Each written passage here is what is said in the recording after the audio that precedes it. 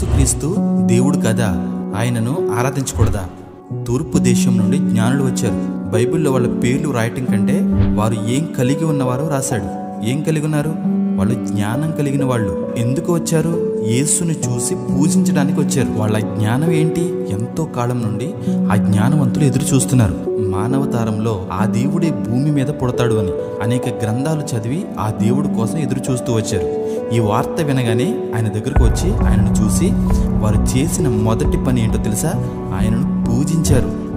ఈనాడు అనేక మంది ఆ జ్ఞానాన్ని కలిగి లేక ఆయనను ఆరాధించకూడదు, ఆయన దేవుడు కాదు, పూజించకూడదు అని ఏవేవో మాట్లాడుతూ ఉన్నారు. అందుకే బైబిల్లో వాళ్ళ పేర్లను రాయకుండా జ్ఞానవంతులు అని తెలియపరుస్తూ రాస్తూ ఉన్నాడు. వాళ్ళు క్రీస్తును పూజించారు అని తెలియచేశాడు.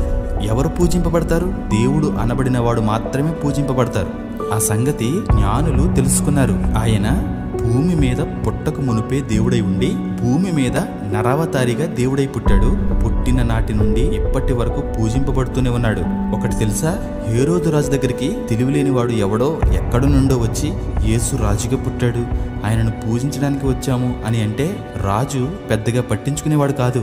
అక్కడ పూజించడానికి వచ్చింది ఎవరో తెలుసా?